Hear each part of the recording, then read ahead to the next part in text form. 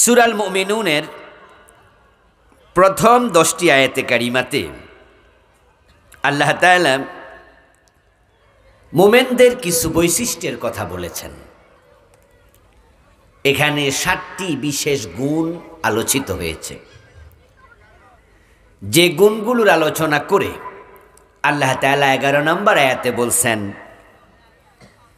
আল্লাযীনা ইয়ারিসুনাল ফিরদাউস হুম ফিহা খালিদুন।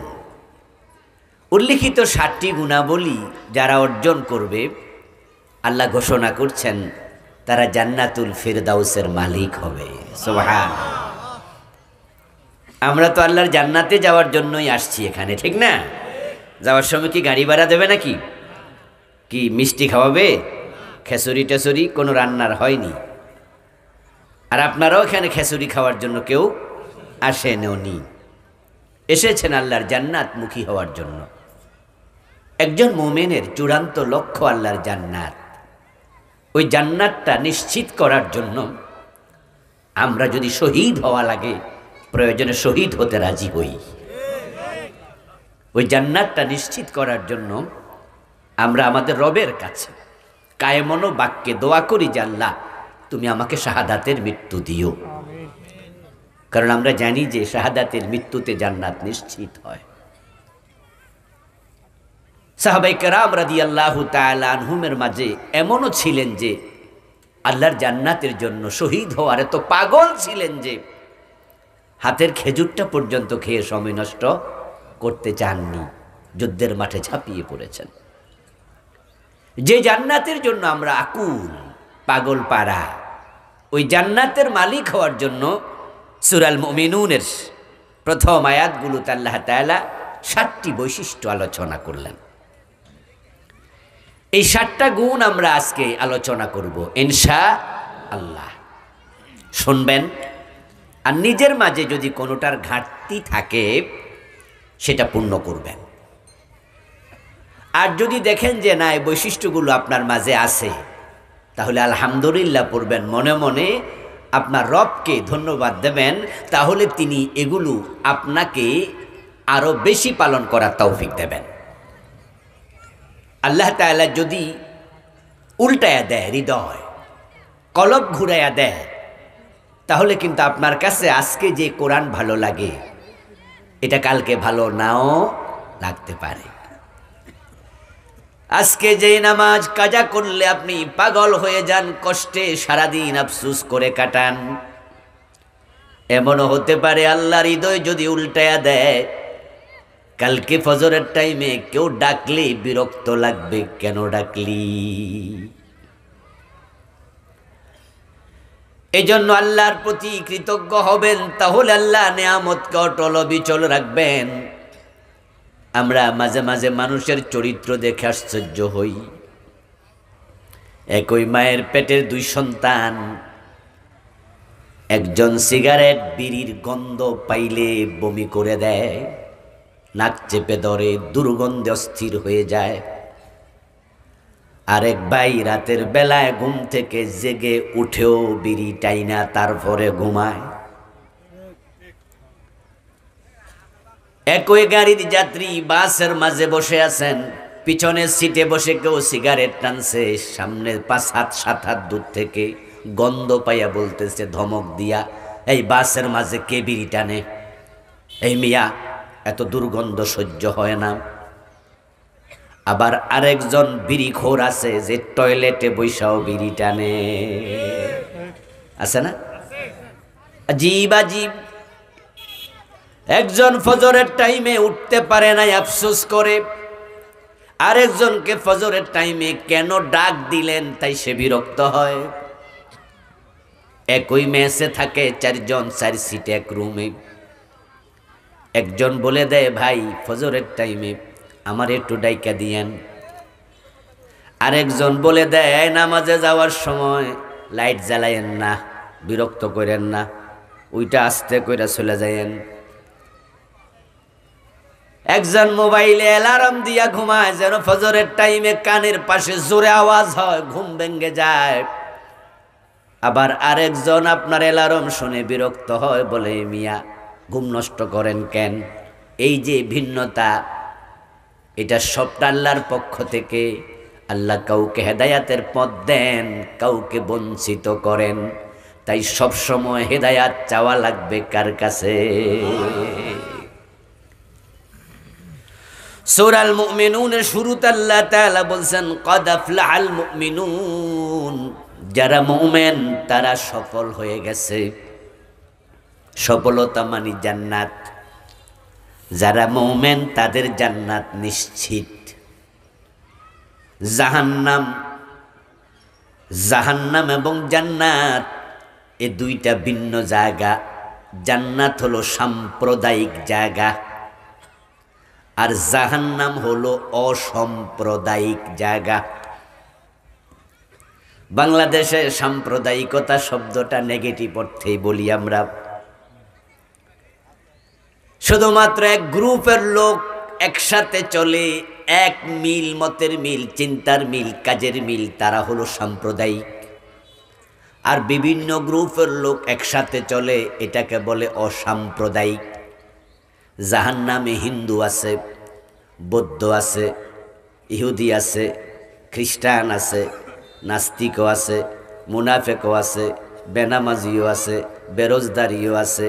জাহান্নামে সবাই মিল্লা থাকবে, আর জান্নাতে মোমেন সারা একজন নাই। জান্নাতে যারা যাবে সবাই মুমিন। কোন কাফের জান্নাতে ঢুকতে পারবে? কথা বলেন। কোন মুশরিক জান্নাতে ঢুকতে পারবে? ইন্নাল্লাযীনা কাফারু মিন আহলিল কিতাবি ওয়াল মুশরিকিনা ফী নারি জাহান্নাম। যারা কাফের, যারা মুশরিক, আল্লাহ বলে সবগুলো হবে জাহান্নামী। যারা মুনাফিক, ইন্নাল মুনাফিকিনা ফিদ দারকিল আসফালি মিনান নার, মুনাফিকরা থাকবে জাহান্নামে সবার নিচে। আর জান্নাতি হবে শুধু মুমিন। এটা সাম্প্রদায়িক জায়গা। এজন্য কিছু কিছু শব্দ আছে যেগুলো শুনতে বেমানান, কিন্তু শব্দ খারাপ না। যেমন মৌলবাদী, শুনতে কি লাগে? একটু গালি গালি লাগে, অথচ শব্দটা কিন্তু বালা। মৌল মানি মূল, বাদী মানি ওয়ালা। তো মৌলবাদী মানি যারা মূলওয়ালা, ধর্মের যারা মূলে থাকে তাদেরকে ওরা মৌলবাদী বলে গালি দেয়। তারা গালি দেখ, আমরা তো মূলেই থাকতে চাই। আমরা কি আগাওয়ালা হইতে চাই নাকি? আমরা গোড়ায় থাকতে চাই। ধর্মের যারা গোড়া মানে, মূল মানে, তাদেরকে মৌলবাদী বলে। ওরা গালি দেখ, আমরা মৌলবাদী থাকতে চাই। যেমন বলে ধর্মান্ধ, শব্দটা শুনতে মনে হয় গালি, নেগেটিভ সেন্সে বলে। কিন্তু আপনি এটাকে একটু সন্ধি বিচ্ছেদ করেন, বিশ্লেষণ করেন, তখন অর্থ দাঁড়াবে ধর্মের কাছে যে অন্ধ সে হলো ধর্মান্ধ। আসলেও তো আমরা তো ধর্মের কাছে অন্ধ হয়ে গেছি। আমরা ধর্ম ছাড়া কিচ্ছু মানতে রাজি না, ঠিক কিনা? আমরা ধর্মের বাহিরে কিছু মানতে রাজি, তো ধর্মের কাছে আসলেও তো আমরা অন্ধ। ইংরেজিতে একটি প্রবাদ আছে, ল ইজ ব্লাইন্ড, অর্থাৎ the eyes of law is blind. আইনের চোখ অন্ধ। আমাদের বাংলাদেশে আদালতে বিচারকদের সামনে দাড়িপাল্লা থাকে। হাইকোর্ট ভবনও একটা দাড়িপাল্লা আছে, আসেনি? আপনারা ঢাকা গেলে দেখবেন আর কি। দাড়িপাল্লা দিয়ে তুলাদণ্ড, মানদণ্ড দাড়িপাল্লা দিয়ে বুঝায় আদালতে হাকিম এ দাড়িপাল্লার মাঝে কম বেশ করবে না, আইনে কোনো হেরফের করবে না। ওয়াকিমুল ওয়াজনা বিল কিসতি ওয়ালা তুকসিরুল মিজান। তোমরা ন্যায়ের পাল্লা স্থাপন করো, তোমরা দণ্ডবিধির মাঝে, আইনের মাঝে এবং ওজনের মাঝে কম বেশ করিও দাড়িপাল্লা দিয়ে বুঝায় যে আদালতের হাকিম কম বেশ করবে না, যা আইন তাই করবে। আর ইন্ডিয়ার আদালতের মাঝে একটা মূর্তি দেব, মূর্তির হাতের মাঝে একটা দাড়িপাল্লা দেব, এবং মূর্তির চোখটাকে কালো কাপড় দিয়া বেঁধে দেয়। হাকিমের সামনে মূর্তি, মূর্তির চোখে কালো কাপড়, মূর্তির হাতে দাড়িপাল্লা। ওরা বুঝাইয়া দিল এই যে হাকিম উনি হলো মূর্তি তুল্য, উনার চোখ আইনের কাছে বাধা, আইনের বাহিরে তিনি কিছুই করেন না, আইনে আছে যাহা হাকিম করবে তাহা। ঠিক ধর্মান্ধ বলে আমাদের তারা গালি দেয়, কিন্তু আমরা শব্দ বিশ্লেষণ করে দেখি সুন্দর শব্দ, ধর্মে আছে যাহা আমরাও করি তাহা। ধর্মের বাহির আমরা যেতে চাই না। এখন এবার বলুন তো, কোরআনে যা আছে এখানে মানুষের জন্য ক্ষতির কিছু আছে? কথা বলতে হবে তো আপনাদের। হ্যাঁ, দুইটা বলেন, নাও বলতে পারেন, আপনার ইচ্ছা। কোরআনে মানুষের ক্ষতির কিছু আছে? মানুষের আপনার অপকার হবে, উপকার ব্যতীত এমন অপকারের কিছু আছে? তো এর কাছে অন্ধ হইলে অসুবিধা কি? এর মাঝে যা আছে সবই তো কল্যাণ। ধর্মে তো খারাপ কিছু নাই। আর আল্লাহর কাছে ধর্ম কয়টা? হ্যাঁ, আলেম ভাইরা কথা বলেন, আল্লাহর কাছে ধর্ম কয়টা? মনে রাখবেন কিন্তু একটা, ইন্নাদ-দীনা ইনদাল্লাহিল ইসলাম। আল্লাহর কাছে দিন, ধর্ম শুধু একটা, সেটার নাম হলো ইসলাম। যত অন্য অন্য ধর্ম আছে সব আদিয়ানে বাতেলা, এগুলো সব ফলস, বাতিল। এগুলো এখন কোন রকমের কার্যকরিতা এগুলার। ধর্ম শুধু একটা, সেটা ইসলাম। এখন ইসলামের নাম শুনে যারা মুসলিম তারা মাঝে মাঝে একটু নাক ছিটকায়, কয় যে এটা ওদের, এটা আমাদের না, এটা মুসলমানদের। কিন্তু আমি তো কোরআন পড়ে দেখি ইসলামে যা আছে এটা হিন্দুর জন্য কল্যাণকর, বৌদ্ধের জন্য কল্যাণকর, ইহুদির জন্য কল্যাণকর, নাস্তিকের জন্য কল্যাণকর। ইসলাম যদি আপনি পড়েন, কোরআন পড়েন, হাদিস পড়েন, আপনি দেখবেন আসলে ইসলাম শুধু মুসলমানের ধর্ম নয়।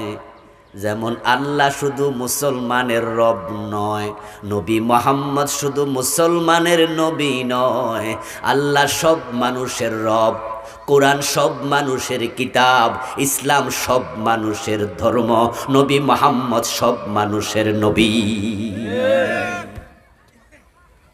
আল্লাহ হলেন রাব্বুল আলামিন। আল্লাহ কি? তিনি টোটাল জগতের রব, শুধু মুসলমানের রব না। নবী মুহাম্মদ হচ্ছেন তিনি কুল ইয়া আইয়ুহান নাস ইন্নী রাসূলুল্লাহি ইলাইকুম জামিআ, আমি সব মানুষের নবী। তিনি রাহমাতুল লিল আলামিন। কোরআন হচ্ছে হুদাল লিন্নাস, এটা তামাম বিশ্ব মানবতার হেদায়েতকারী। তো হিন্দুরা ভাবে ইসলাম মুসলমানের ধর্ম। না রে দোস্ত, ইসলাম তোমাদেরও ধর্ম। তোমরা ইসলাম মানো নাই, এটা তোমাদের ব্যর্থতা। কোরআন তোমাদেরও কিতাব, এটা শুধু মুসলমানের জন্য নাজিল হয় নাই। শাহরু রমাদান আল্লাযী উনজিলা ফীহিল কুরআন হুদাল লিন্নাস। আল্লাহ বলে রমাদান মাসে কোরআন নাজিল করা হয়েছে তামাম পৃথিবীর সব মানুষের হেদায়েতের জন্য। সুবহানাল্লাহ। তোমরা কোরআন কি গ্রহণ করো নাই, তোমাদের ব্যর্থতা। ইসলামের মাঝে আছে চুরি করা যাবে না, যদি কেউ চুরি করে তার হাত কেটে দিতে হবে। এবার বলুন তো, ইসলাম যদি সমাজে কায়েম হয়, হিন্দুর ঘরে কি চুরি হবে? তাহলে হিন্দুর জন্য তো শান্তি এসে গেল। আমাদের দেশে যদি ইসলাম কায়েম হয়, আমরা কি আমাদের দেশে যে ধরেন 1 কোটির কাছাকাছি হিন্দু আছে, তা আমরা আমাদের দেশের হিন্দুদেরকে কি ইন্ডিয়া পাঠাই দেব? আপনাদের কাছে কি মনে হয়? হিন্দুদের বাড়িঘর আমরা দখল করে নেব? হিন্দুদের মন্দিরগুলো আমরা বন্ধ করে দেব? মোটেও না, মোটেও না, মোটেও না। আল্লাহ অধিকার আমাদের দেয় নাই, বরং আল্লাহর বক্তব্য হচ্ছে লাকুম দীনুকুম ওয়ালিয়া দীন। ও হিন্দু, বৌদ্ধ, খ্রিস্টান, তোমরা তোমাদের ধর্ম মানো, আমরা আমাদেরটা মানব। আল্লাহর বক্তব্য লা ইকরাহা ফিদ্দীন, ধর্ম নিয়ে বাড়াবাড়ি করা যাবে না। আল্লাহর বক্তব্য ফাযাক্কির ইন্নামা আনতা মুযাক্কির লাস্তা আলাইহিম বিমুসাইতির। ও প্রিয় নবীজি, আপনি মানুষকে উপদেশ দেন, নসিহত করুন। আপনি নসিহতকারী হিসাবেই আপনাকে পাঠাইছি। আপনি দারোগা নন, চৌকিদার নন, আপনাকে জোর করার জন্য পাঠাই নেই। আরে কায়ত আল্লাহ বলে ইন্নামা আলাইকাল বালাগ ওয়া আলাইনাল হিসাব। ও প্রিয় নবী, আপনার দায়িত্ব হলো আমার মেসেজ পৌঁছায়া দেয়া। এ মেসেজ কে গ্রহণ করলো, কে করে নাই, হিসাব নেয়ার দায়িত্ব আপনাকে দেই নাই। হিসাব নেয়ার দায়িত্ব আমি আল্লাহ। হিন্দুরা যদি মনে করে দেশে ইসলাম আসলে তাদের ক্ষতি হবে, তারা ভুল বুঝলো, তারা আমাদের মেসেজটা বুঝলো না, বা আমরা মেসেজ পৌঁছাইতে পারিনি। হিন্দুর জমি আমরা দখল করব না, করার কোনো অধিকার ইসলাম আমাদের দেয় নাই। তারা নিরাপদ থাকবে।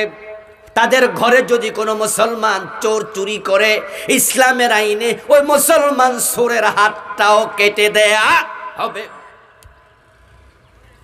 হিন্দুর মেয়ে, সে তার ধর্মের রীতি ফলো করবে, মাথায় সিঁদুর দেবে, আমরা মানা করব না। মানা করার কোনো অধিকার আমাদের নেই।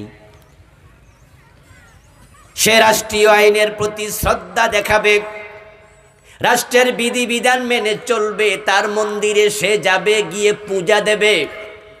বরং মুসলমান দেশের ইসলামী রাষ্ট্রের পুলিশ তাকে নিরাপত্তা দেবে। এটা রাষ্ট্রের জন্য দায়িত্ব। আপনি কি ভাবছেন মুসলমান ইসলাম যখন সমাজে কায়েম করবে, কোরআনের বিধান আসবে, তখন হিন্দুদের মন্দির আমরা বন্ধ করে দেব? অসম্ভব। আল্লাহর কোরআনে মন্দির বন্ধ দূরের কথা, মূর্তি ভাঙ্গা দূরের কথা, আল্লাহ হিন্দুদের মূর্তিকে গালি দিতে পর্যন্ত কোরআনে মানা করছে। ওয়ালা তাসুব্বুল্লাযীনা ইয়াদউনা মিন দুনিল্লাহি, আল্লাহ কোরআনে কয় তারা আল্লাহকে বাদ দিয়া ওই দেবতার পূজা করে, দেবতাকে ডাকে। ও মুসলমান, তোমরা তাদের দেবতাকে গালি দিও না। দেখেন, আল্লাহ কইতাছে দেবতাকে গালি দিও না, আর ভাঙ্গা তো দূরের কথা। ইসলাম কি জোর কইরা ছাপাইয়া দেয়া ধর্ম? ওরা আমাদেরকে ভুল প্রচার করে। ওরা বলে ইসলাম নাকি তলোয়ারের জোরে এসেছে। এগুলো মিথ্যা কথা।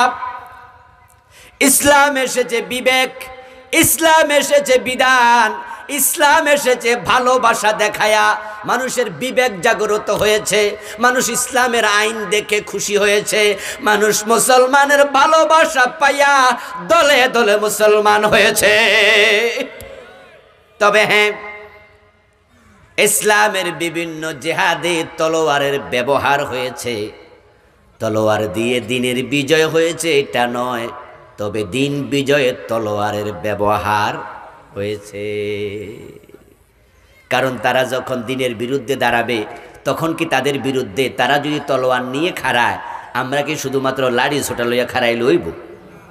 আপনারা সবাই তো জানেন, প্রিয় নবী মুহাম্মদ সাল্লাল্লাহু আলাইহি ওয়াসাল্লাম মক্কায় কি কোনো কাফেরের বিরুদ্ধে উনি যুদ্ধ করছিল? এই যারা জানেন তারা কথা বলতে হবে তো, হ্যাঁ না বলেন। মক্কায় কি মুসলমানরা কোনো যুদ্ধ করছিল? করে নাই। এবার বলুন তো, মক্কায় কাফেররা কি মুসলমানদের মারে নাই? বেলালের গলায় রশি লাগাইয়া টানে নাই।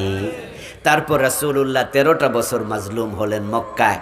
প্রিয় নবীজিকে তারা 3 বছর জেলখানায় রাখলো। এরপরও তো রাসূলুল্লাহ জেল থেকে বের হয়ে যুদ্ধ ঘোষণা দেন নাই, বরং তারা নিজেরা সিদ্ধান্ত নিল আমাদের নবীকে তারা হত্যা করবে। তলোয়ার তারাই হাতে তুলে নিয়েছে, মুসলমানরা হাতে তলোয়ার মক্কায় তোলে নাই। তারপর আল্লাহর অর্ডারে রাসূল হিজরত করে মদিনায় চলে গেলেন। আচ্ছা, মদিনায় রাসূল চলে যাচ্ছে, তারা তো মক্কায় বলতে পারত ঠিক আছে চলে যাক, কিন্তু তারা কয় না, যাইতে দেব না। যদি মুহাম্মদকে জীবিত অথবা মুহাম্মদকে মৃত অথবা তার কল্লা আনতে পারো 100 লাল ওট পুরস্কার দেয়া হবে।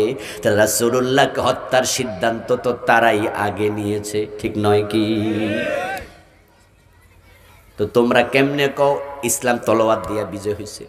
তলোয়ার তো মুসলমান হাতে নিলই না 13টা বছর, তোমরা না মাল্লা। তারপর প্রিয় নবী সাল্লাল্লাহু আলাইহি সাল্লাম গেলেন, তিনি মদিনায় হিজরত করে যাওয়ার পরে এবার মদিনাকে আক্রমণ করার জন্য আবু সুফিয়ানের নেতৃত্বে তারা অস্ত্র কেনার জন্য তারা সিরিয়ায় লোক পাঠায়, যাকে কেন্দ্র করে শেষ পর্যন্ত বদরের যুদ্ধটা হলো। তো ইসলামের ইতিহাস যারা পড়েছেন তারা জানেন বদরের যুদ্ধটাও মূলত মুসলমানদের পক্ষ থেকে নয়, কাফেরদের পক্ষ থেকে শুরু হলো। আবু সুফিয়ান তো বাহারে আহমারের তীর ধরে লোহিত সাগরের পাশ দিয়া তার সদল বলে ব্যবসায়ের সম্পদ সব লইয়া মক্কার দিকে চালিয়ে গেল। আবু সুফিয়ানকে তো রাসূলুল্লাহ বাধা দিতে পারে নাই, ধরতে পারেও নাই। এখন আবু জেহেল খবর পাইয়া 1000 সৈন্য লইয়া মক্কা মদিনা আক্রমণের জন্য মক্কা থেকে রওনা দিল। সে 1000 সৈন্য লইয়া যদি এবার মদিনা আক্রমণ করতে যায়, 1000 সৈন্যের হাতে 1000টা তলোয়ার। এখন তলোয়ারের মোকাবেলায় মদিনা বাঁচানোর জন্য এবার মুসলমানের হাতে তলোয়ার নেয়া দরকার আছে না নাই? এবার আপনার ইনসাফ কি, আপনার বিবেক কি কয়? যে মক্কায় 13টা বছর মারল, জেলে দিল, হত্যার সিদ্ধান্ত নিল, ওরা বাড়িঘর সব সাইরা 350 মাইল দূরে মদিনায় হিজরত করলো, তোরা আবার হেয়ানো তলোয়ার লইয়া যাবি? এবার আল্লাহকে, ও নবী মুহাম্মদ, এখন আর চুপ থাকার সুযোগ নাই, এখন আত্মরক্ষার জন্য তলোয়ার হাতে নিতেই হবে। এবার বদরের যুদ্ধে রাসূলুল্লাহ গেলেন 313 জন সাহাবী নিয়ে। এবার সময় আপনার জায়গাটা একটু মাইপা দেখেন, 350 মাইল হলো মদিনা থেকে মক্কা। রাসূলুল্লাহ গেলেন 80, 90, 100 কিলোমিটার, 100 মাইল, আর মক্কার লোকেরা আসলো 250 মাইলের বেশি। তাহলে আক্রমণ করতে কেডা গেল? নিজেরাই বোঝেন। এবার সে বদরের যোদ্ধা আবু জেহেল মরে গেল, আরো বড় বড় 70টা কাফের মরে গেল, মক্কার বাহিনী পরাজিত হলো। এরপর আপনারা যদি এখন আমাদের দোষ দেন যে না মুসলমানরা তলোয়ার দিয়া আবু জেহেল রে মেরে লাইছে, এটা কি কথা হইল? আপনি যদি আরেক বেড়ার বাড়িতে আক্রমণ করতে যান, ওই বেড়া বাড়িতে বসে আপনারে দৌড়ানি মারার অধিকার কি তার নাই? ইসলাম এত চমৎকার ধর্ম, এটা সবার দিন, সবার ধর্ম। যদি মুসলমান ইসলাম কায়েম করে, ওই যে হিন্দুর সুন্দরী মেয়ে রাস্তায় হেঁটে যাবে বাবার বাড়ি থেকে শ্বশুর বাড়ি, তার সামনে দাঁড়াইয়াও কেউ প্রশ্ন করবে না বাড়ি কই, কোথায় যাও, এ অধিকার কারো নাই। যদি কোনো হিন্দুর মেয়ে ধর্ষিতা হয়, সে হিন্দুর মেয়ের ইজ্জত কেড়ে নেয়, তাহলে মুসলমানের সন্তান অবিবাহিত হলে তাকেও 100 বেত দেয়া হবে, বিবাহিত হলে পাথর মেরে তাকে হত্যা করা হবে। আল্লাহর আইন কোনো মুসলমানকে রেহাই দেয় না। হিন্দু দরজা খুলে ঘুমাবে, হিন্দুর বাড়ি নিরাপদ থাকবে, হিন্দুর সম্পদ নিরাপদ থাকবে, হিন্দু মেয়েদের ইজ্জত নিরাপদ থাকবে। আমার বন্ধু, আমাদেরকে তারা মৌলবাদী বলে গালি দেয়, ধর্মান্ধ বলে গালি দেয়। আমি সেখান থেকে আসলাম। আসলে ধর্মের কাছে অন্ধ আমরা এজন্যই হয়েছি, কারণ আমাদের ধর্ম ইসলাম, এটার মাঝে মন্দ কিছু নাই, যা আছে সব মানবতার কল্যাণ। বিয়ের পরে মেয়েদেরকে বেগম বলে। কি বলে? বেগম। বেগম অর্থ কি জানেননি? ওই যে একজনে জানছে কইছে, বেগম মানি চিন্তা মুক্ত। গম শব্দের অর্থ হলো দুশ্চিন্তা। যার আদব নাই তাকে কয় বেয়াদব। যার আকল নাই তারে কি কয়? বেয়াক্কল।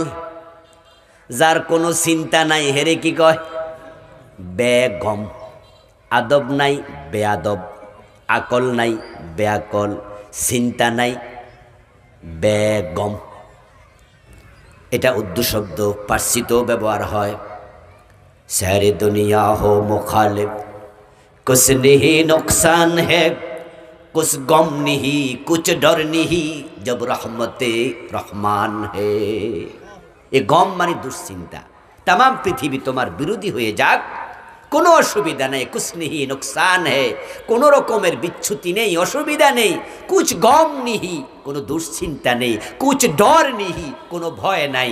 जब रहमते रहमान है, যদি রহমানের রহমত তোমার সাথে থাকে। গম মানে দুশ্চিন্তা। আচ্ছা, তো বেগম মানে দুশ্চিন্তা নাই। তো বিয়ের পরে মেয়েরে কেন বেগম বলে? কারণ সে এমন একজন পুরুষের সাথে নতুন সম্পর্কে জড়িয়েছে। বিয়ের পর থেকে এখন তার খাবারের চিন্তা তাকে করতে হবে না, তার কাপড়ের চিন্তা তাকে করতে হবে না, এবং কোথাও যদি রওনা দেয় তার স্বামী তার সাথে থাকে, ইজ্জতের চিন্তাও করতে হবে না। তার খাবার দায়িত্ব পুরুষটা নিয়েছে, তার কাপড়ের দায়িত্ব পুরুষটা নিয়েছে। ওই মহিলার দিকে কেউ যদি চোখ তুলে তাকায়, তার ইজ্জত রক্ষার দায়িত্ব পুরুষটা জীবন দিয়ে হলো পালন করবে। এজন্য এখন ওই মহিলা হয়ে গেল কি? বেগম। আচ্ছা, এমন স্বামী পাওয়ার পরে যদি দুশ্চিন্তা মুক্ত হয়ে নারী বেগম হয়, ইসলাম পাওয়ার পরে আমাদের আর চোখ কি দরকার? আমরা তো ইসলামের কাছে চোখ জিম্মা দিয়ে দিতে পারি যে ইসলাম পেয়ে আমরা অন্ধ হয়ে যাব। ইসলাম যেদিকে চলতে বলে বিনা প্রশ্নে আমরা সেদিকে চলবো।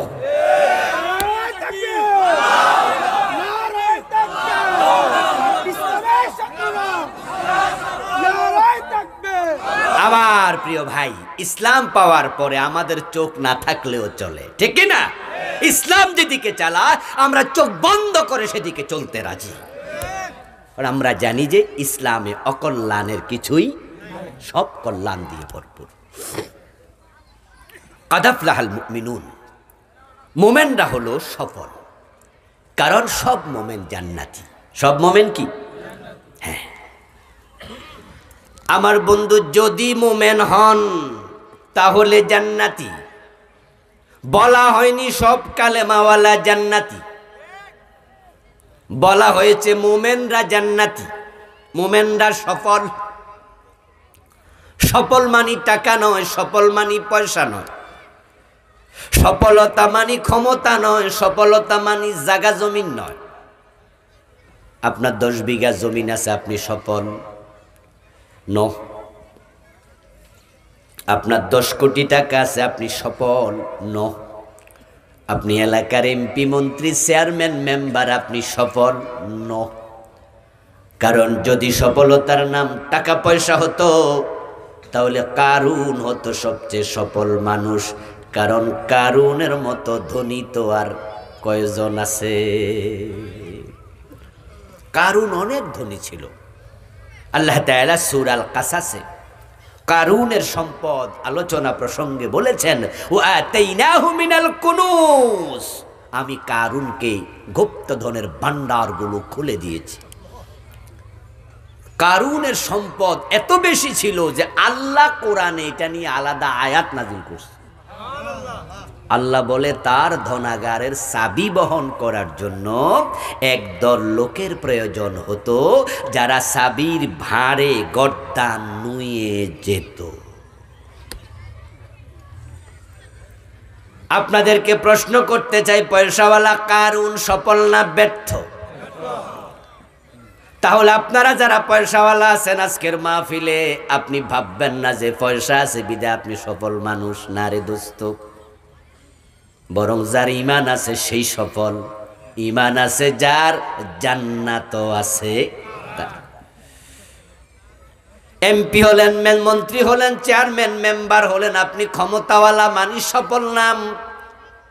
যদি ক্ষমতাওয়ালা হলে সফল হওয়া যেত, তাহলে ফেরাউনের হাতে কি মিশরের ক্ষমতা ছিল না? আওয়াজ দিয়ে বলুন তো, ফেরাউন কি সফল না ব্যর্থ? ফেরাউনের কথা কোরআনে বারবার আছে না নাই? আল্লাহ আলোচনা করে বুঝাইলেন, ক্ষমতা হলে সফল ভেব না, তাহলে ফেরাউনও তো সফল হতো। এবার হযরত বেলালের দিকে একটু তাকান তো দেখি, যারা বোঝেন তারা জবাব দেন। বেলাল কি সফল না ব্যর্থ? বেলালের কি কারুনের মতো টাকা পয়সা ছিল? ফেরাউনের মতো ক্ষমতা ছিল? থাকার জন্য ঘরটাও ছিল না। রাসূলুল্লাহর বারান্দায় যারা থাকতেন মসজিদে নববীতে, হযরত বেলাল ছিলেন আহলে সুফার সদস্য। এখনো কিন্তু আহলে সুফার জায়গাটা মসজিদে নববীতে রাসূলুল্লাহ রওজার পাশে উঁচু করে রাখছে। রাসূলের কবরের পাশে একটু উঁচু করে বুঝাইছে, এই বারান্দায় ওই সাহাবীরা মেহমান ছিল। হযরত বেলাল বিয়ে করেন না, রাসূলুল্লাহ থাকতে বিয়ের সময় সুযোগটাও নাই। বউ রাখবেন কই? না খায়া পড়ে থাকতেন। আবু হুরায়রা রাদিয়াল্লাহু তাআলা আনহু আহলে সুফার সদস্য ছিলেন। পৃথিবী বিখ্যাত মুহাদ্দিস আবু হুরায়রা। বেলালের ক্ষমতা নাই, বেলাল দাস, বেলালের বাবা ছিল দাস, অথচ বেলাল সফল। বেলালের ঘর নাই, বাড়ি নাই, থাকার জায়গা নাই, বেলাল সফল। এর কারণ বেলাল হলো জান্নাতি। প্রিয় নবী মেরাজ থেকে এসে বলেছেন, বেলাল আমি গত রাতে মেরাজে গিয়েছি, জান্নাতে ঢুকেছি, আমার আগে আগে জান্নাতে তোমার পায়ের শব্দ শুনেছি।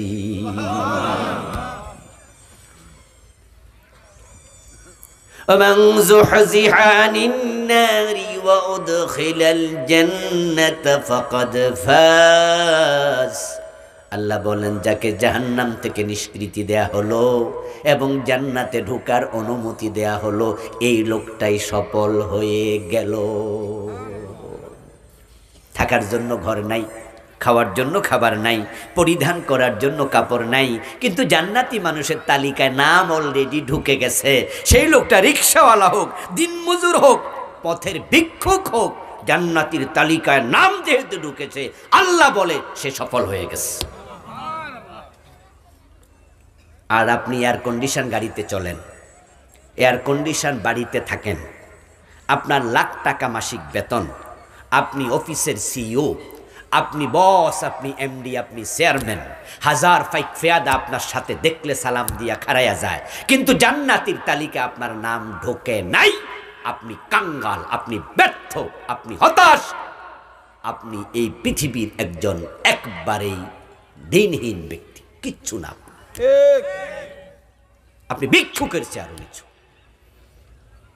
এই জন্য মোমেনের লক্ষ্য আল্লাহর জান্নাত।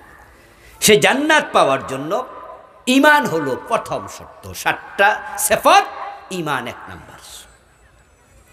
এখন এই ঈমান কালেমা পড়লেই হবে না, কালেমা পড়ার পরে ঈমানটাকে ধরে রাখতে হবে। কালেমা পড়ার পরে এমন কাজ করা যাবে না যেটা করলে ঈমান চলে যায়।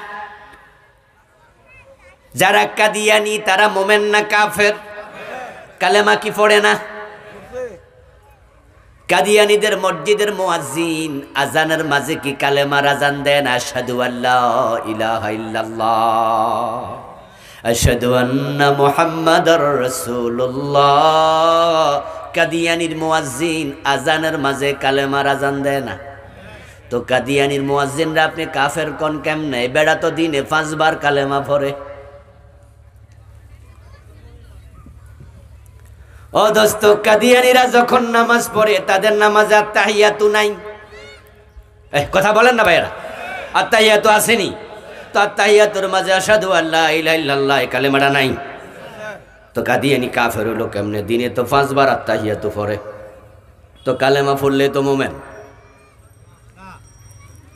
যারা ভণ্ড পীরের পায়ে সেজদা দেয় তাদের মাঝে আবার জুমার নামাজ পড়ে, এমন 2-4 জন নাই?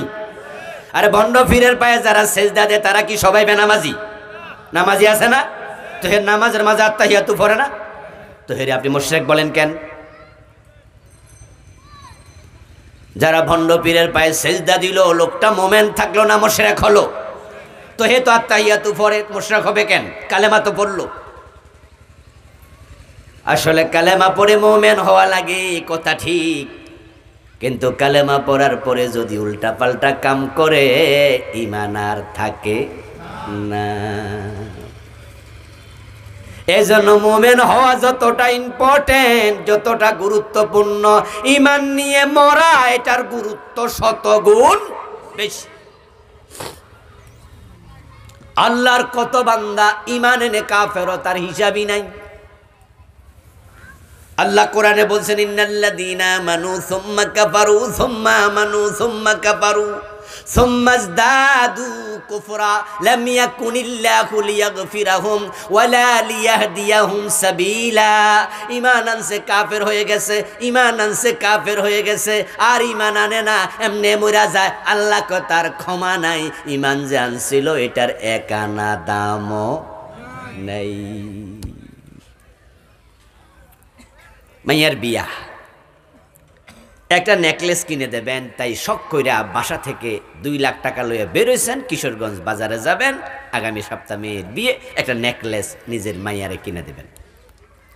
2 লাখ টাকা লইয়া বাহির হইয়া ফুলের ঘাট বাজারে যাইয়া বাসে উঠছেন, আর কিশোরগঞ্জ যাইয়া 32 নামছেন, নাইমা দেখেন পকেটে টাকা নাই। লোকাল বাসের ভিতরে কি পকেট মার ওঠে না ভাই মাঝে মাঝে? তো আপনার পকেট মেরে টাকা নিয়ে গেছে। এখন 2 লাখ টাকা পকেটে নিছেন, কথা 100% সত্য, টাকা যে নিছেন নিজের বউয়ে দেখছে, সাক্ষীও আছে, আপনার বউ সাক্ষী, আপনি নিজে নিছেন, কিন্তু 32 নামছেন, টাকা এখন আর নাই। স্বর্ণ দোকানে গিয়ে বলবেন যে একটা নেকলেস দাও, আমার পকেটে সকালে টাকা ছিল, দিব তো?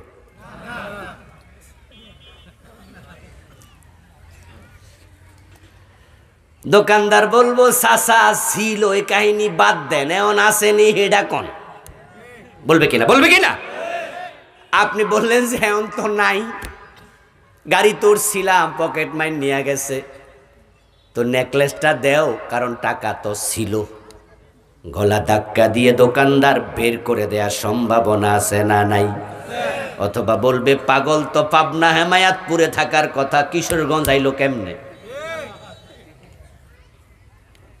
কালেমা পড়ছেন মক্তবে, কালেমা পড়ছেন হুজুরের কাছে, আল্লাহর কাছে যাওয়ার আগে, মরার আগের দিন কালেমা শেষ, মরার 2 মাস আগে কালেমা শেষ, মরার 6 মাস আগে কালেমা শেষ। এখন কালেমা ছাড়া মারা গেছেন, কিসের জান্নাত? 3টা কাজ করলে ঈমান চলে যায়। 1 নাম্বার কুফর, 2 নাম্বার শিরিক, 3 নাম্বার নেফাকে এতেকাদি। এই 3টা করছো, তোমার ঈমানই শেষ। আর বাকি 6 গুণ কইয়া লাভ কি? গুণ আছে মোট 7টা। 1 নাম্বার ঈমান। এখন এটা বাঁচাতে হলে কুফর থেকে বেঁচে থাকতেই হবে। আলোচনা করব 7টা গুণ, সময় আছে আর 15 মিনিট। তো এখন একদিনের আলোচনা কি সব ব্যাখ্যা করা যাবে? যাবে না, কনসেপ্ট দেয়া যাবে। মাহফিল কিন্তু ইলমের জায়গা না, এখানে এলেম শিখানো হয় না, এখানে এলমের পথ দেখানো হয়।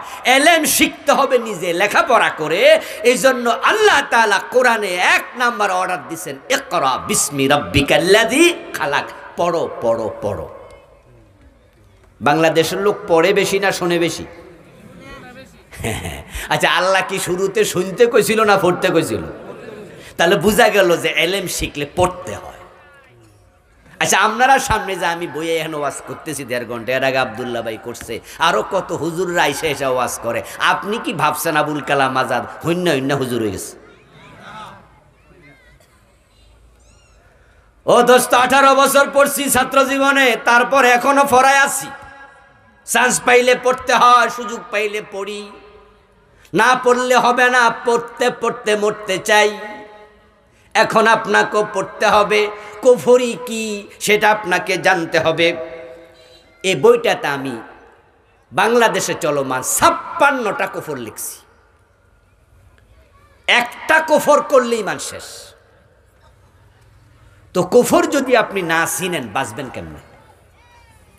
এই জন্য এলেম শিক্ষা করা নফল না ফরজ? একবারে ম্যান্ডেটরি, শিখতেই হবে।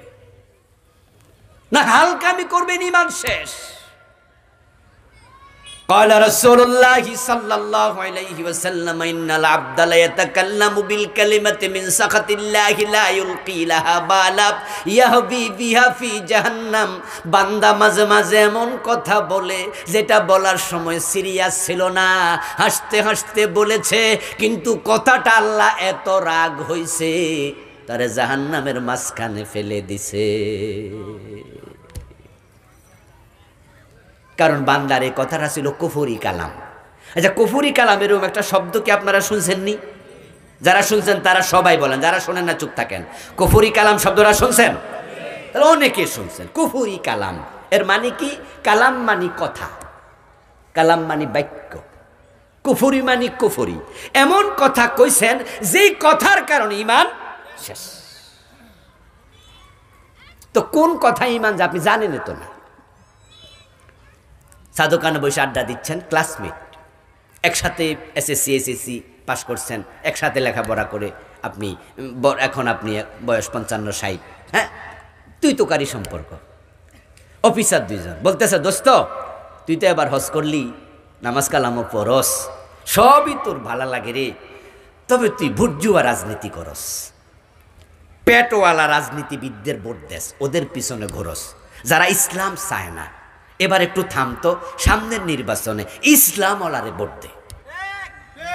আচ্ছা, এই কথা বলার সাথে সাথে ওই দোস্ত ফিডব্যাকে জবাব দিল, তোর একটা অভ্যাস খারাপ, সব জায়গায় ইসলাম খোঁজস।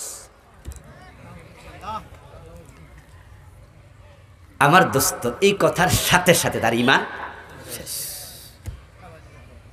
দোস্ত দোস্তের সাথে দুষ্টামি করতেছে, কিন্তু কথাটা কুফরি। কারণ সব জায়গায় ইসলাম খোঁজার জন্য আদেশ কোরআনে আছে না নাই? উদখুলু ফিস সিলমে কাফা। আল্লাহ বলে পুরা জীবনটা ইসলামে ঢুকিয়ে দাও। আচ্ছা, আমরা যখন টয়লেটে যাই, টয়লেটে যাওয়ার সিস্টেম ইসলামে আছে না নাই? তাহলে টয়লেটও ইসলাম লাগে।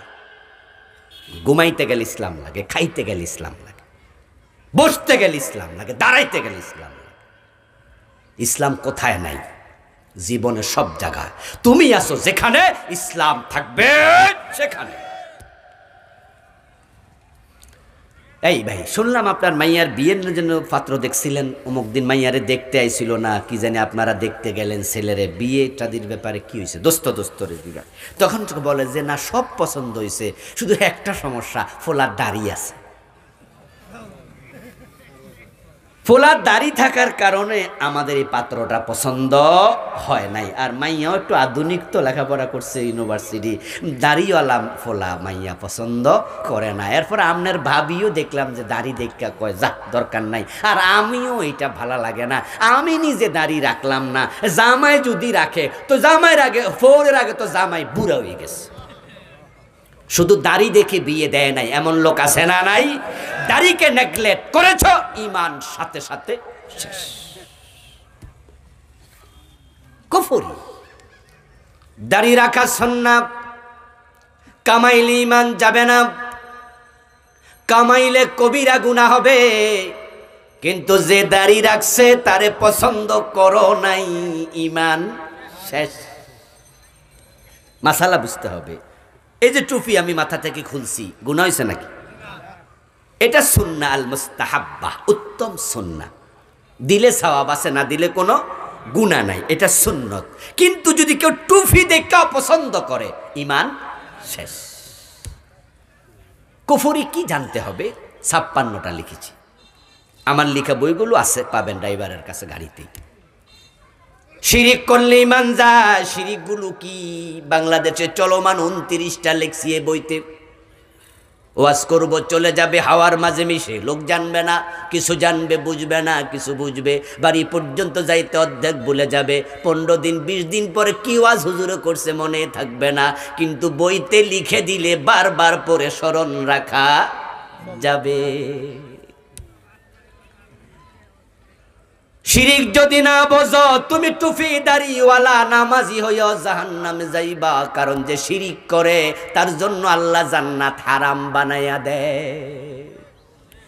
এখন তো হুজুররা মাহফিলে আইসা শিরিকের প্রচার করে, এমন হুজুরও কেউ ফিরে না খালি হাতে খাজা বাবার দরবারে। আল্লাহর দন রাসূলকে দিয়ে আল্লাহ গেছেন গায়েব হয়ে, নাউজুবিল্লাহ পড়ে। রাসূলের দন খাজা লইয়া শুইয়া আছে আজমিরে, কেউ ফিরে না খালি হাতে খাজা বাবার দরবারে। হুজুর মানুষে শোনায়, মানুষ ওই জিন্দাবাদ কয়, সুবহানাল্লাহ কয়। হুজুরেরও ঈমান শেষ, যারা বিশ্বাস করবে শ্রোতা তাদেরও ঈমান ডাইরেক্ট শিরিক। হিন্দুদের মূর্তি পূজা আসে, আমার নেতা মাইক হাতে নিয়ে ঘোষণা দেয়, ধর্ম যার যার, উৎসব সবার, ঈমান শেষ। সামনে নির্বাচন, কত নেতা মাইক হাতে নিয়ে বলবে জনগণ সকল ক্ষমতার উৎস, সাথে সাথে ঈমান। এগুলো সব কুফর, সব শিরিক। 3 নাম্বার নেফাক থেকে বাঁচবেন, নেফাক ইতিকাদি। 28টা নেফাক নিয়ে একটি বই লিখেছি। আপনারা 3টা জানেন, কথা কইলে মিছা কয়, ওয়াদা করলে খেলাপ করে, আমানত রাখলে খেয়ানত করে। এই 3টা হলো ছোট নেফাক, এগুলাতে ঈমান যায় না। এই 3টা বাংলাদেশে অনেক ওয়াজ হয় জানে, কিন্তু এমন নেফাক আছে যে নেফাকের কারণে ঈমানটাই থাকে না, সেগুলোর ওয়াজ হয় খুবই কম, জানতেই হবে। والذين هم في صلاتهم خاشعون। দ্বিতীয় গুণ হলো, প্রথম গুণ ঈমান, দ্বিতীয় গুণ হলো যারা নামাজ পড়বে নামাজের মাঝে খুশু খুদু অবলম্বন করবে। যারা নামাজ পড়ে না, ঈমানদার দাবি করার কোনো অধিকার তাদের থাকে না। জোহরে আছে, আসরে নাই, মাগরিবে আছে, এশায় নাই, ওয়াক্তিয়া নাই, শুধু জুমার দিন। এমন আছে নি? ওরে বাবা রে বাবা, জুমার দিন দেখবেন যে একবারে মসজিদ ভইরা শেষ, অজু ছাড়াও চলে যায় জুমার দিন। হ্যাঁ, অজু ছাড়া যায় কেটা জানেননি? বিপদে পইরা জামাই শ্বশুর বাড়ি গেছে, যাইয়া দেখে যে সব জুমার দিন যায়। জামাই চিন্তা করে সারছে অজু 4 ফরজ, এটাও তো জানি না। অজুর 4টা ফরজ জানে না, এমন লোক কি বাংলাদেশে নাই? ওরে ভাই, ডজন ডজন আছে। আজব আজব আজব, সূরা ফাতিহা পারে না। একবার আমি গাড়ি নিয়ে যাচ্ছিলাম, ওই ড্রাইভার সেদিন নতুন, আমার পার্সোনাল গাড়িটা ডিস্টার্ব দিয়েছিল। এটা ভাড়া গাড়ি। রাস্তায় গিয়ে ড্রাইভার, জোহরের টাইম হলো, সিরাজগঞ্জের ওদিকে মাহফিল, সাবার পার হয়েছি, হয়ে বললাম যে নামাজ পড়বো, মসজিদে ঢোকো। গাড়ি দ্বারা করাইলো, ও ড্রাইভারে বললাম উজু করো, ড্রাইভার উজু করলো। ওরে নিয়ে আমি জামাত পড়বো, 2 রাকাত নামাজ কসর, আল্লাহু আকবার। হেরে কইলাম যে একামত দাও, মুস্কি হাসি দেয়া, হুজুর একামত তো জানি না। আচ্ছা যাক, না জানলে নাই, আমি ইমাম, আমি দিলাম একামত। একামত দিয়ে আল্লাহু আকবার, নামাজে খারাইলাম, সূরা ফাতিহা পড়তেছি, এর মাঝে দেখে আমার ড্রাইভার রুকুস চলে গেছে। তা আমি সূরা ফাতিহা শেষ করে সূরা টুরা পড়ার আগে দেহে সেজদা মেজদা শেষ করে খারাই গেছে। পরে হে আমার আগে আগে সালাম ফিরে রওনা দিছে।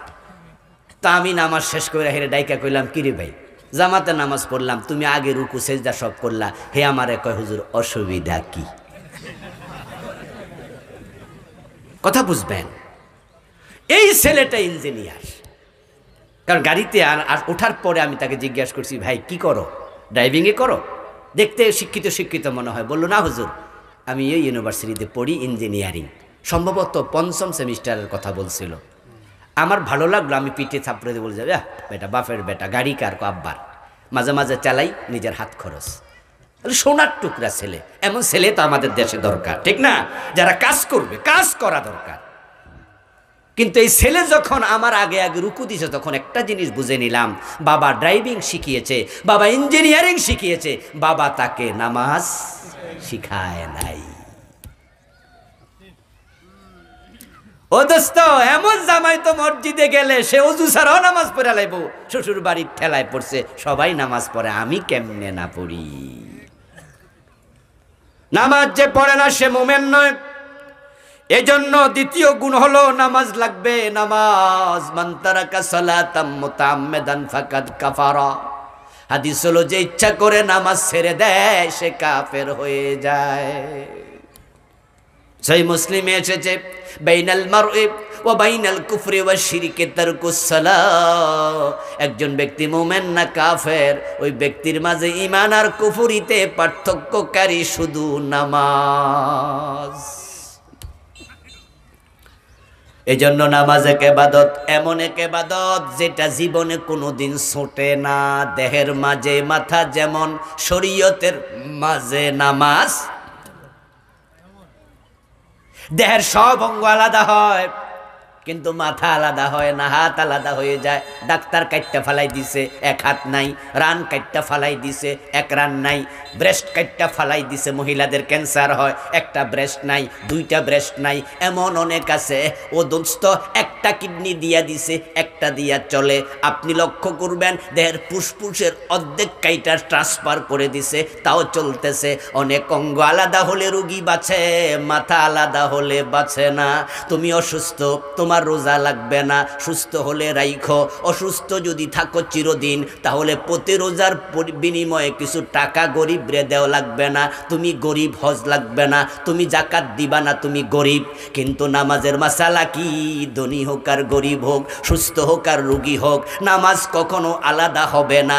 দাঁড়াইয়া পড়তে পারে না, কয় বৈশা বৈশা পড়ো, কয় বৈশাও থাকতে পারি না, কয় হুইয়া হুইয়া পড়ো, কয় শুইতেও তো পারি না, ইশারায় পড়ো, ওযু করতে পারি না, তায়াম্মুম করো।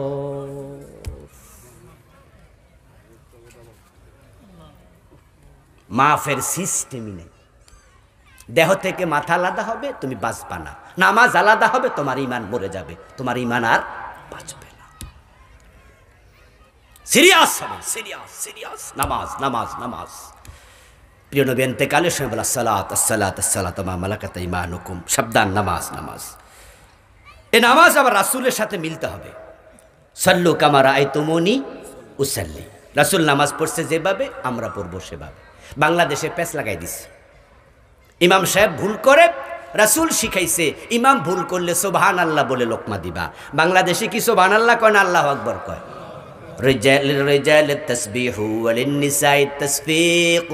পুরুষ সুবহানাল্লাহ বলে লোকমা দেবে, আর মহিলা মুসল্লি থাকলে হাতের উপর হাত দিবে, আওয়াজ করে বুঝাবে ভুল হয়েছে, মুখে বলবে না। কেডা যে সুবহানাল্লাহ সরাই আল্লাহু আকবার ঢুকাইছে আল্লাহই জানে। রাসূলুল্লাহ নামাজ শুরু করতেন আল্লাহু আকবার দিয়ে, এবং তিনি বলেছেন ইফতিতাহু ওয়াত তাকবীরু ওয়া ইখতিতামুহু তাসবিহ তাসলিমু। শুরু হবে আল্লাহু আকবার দিয়ে, শেষ হবে সালাম ফিরিয়ে। আর আমরা ইন্নী ওয়াজ্জাহতু বলে শুরু করি, এটার নাম দিছি মুসাল্লাত দোয়া। আমার রাসূল তাকবীরের পরে ইন্নী ওয়াজ্জাহতু পড়েছেন মাঝে মাঝে। সহিহ মুসলিমের হাদিস, এ বই লিখছি। সালাতের অসংখ্য বিভ্রান্তি দেশে ঢুকেছে। কয়েক ডজন ভুল আমি এখানে এই বইতে তুলে ধরেছি, নামে দিয়েছি হাদিসের বৈচিত্র্যে পূর্ণাঙ্গ নামাজ। রাসূল পড়তেন আল্লাহু আকবার, তারপর ইন্নী ওয়াজ্জাহতু। রাসূল আল্লাহু আকবার, তারপর সুবহানাকাল্লাহুম্মা বিহামদিক। রাসূল বলতেন আল্লাহু আকবার, তারপর আল্লাহুম্মা বাঈদ বাইনি ওয়া বাইনা খাতায়ায়া কামা বা'আদতা বাইনাল মাশরিকি ওয়াল মাগরিব।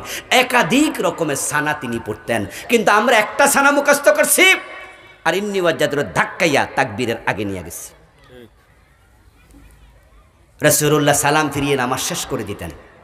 নামাজ শেষ করে তিনি আল্লাহু আকবার পড়তেন 3 বার, সুবহানাল্লাহ পড়তেন, আল্লাহুম্মা আনতাস সালাম পড়তেন 1 বার, ইস্তিগফার পড়তেন 3 বার, আল্লাহু আকবার 1 বার, আয়াতুল কুরসি 1 বার, আরো কত দোয়া। কিন্তু আমাদের হাতে কোনো সময় নাই। সালাম ফিরাইলাম, আল্লাহুম্মা আমিন দিয়া সব বাড়ি চলে গেলাম, অথবা সুন্নাহ পড়া শুরু করলাম।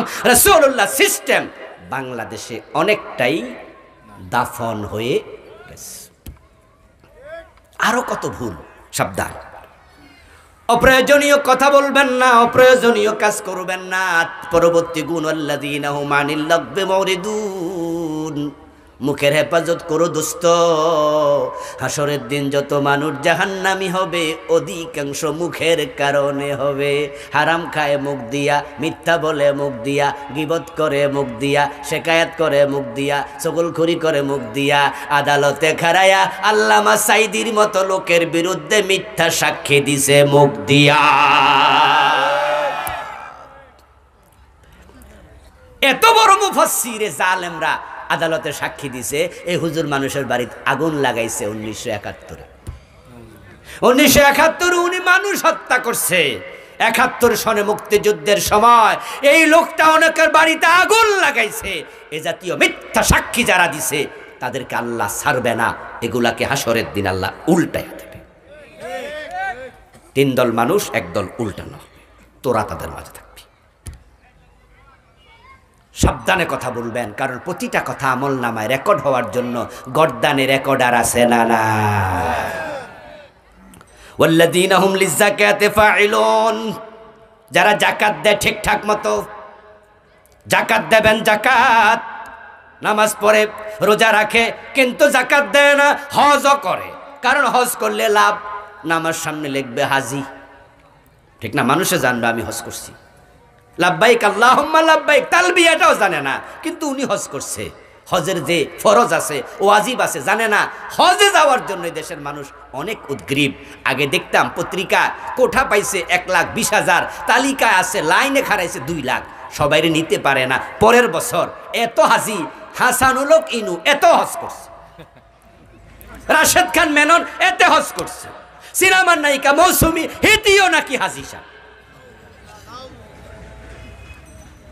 নামের আগে আলহাজ লিখবে।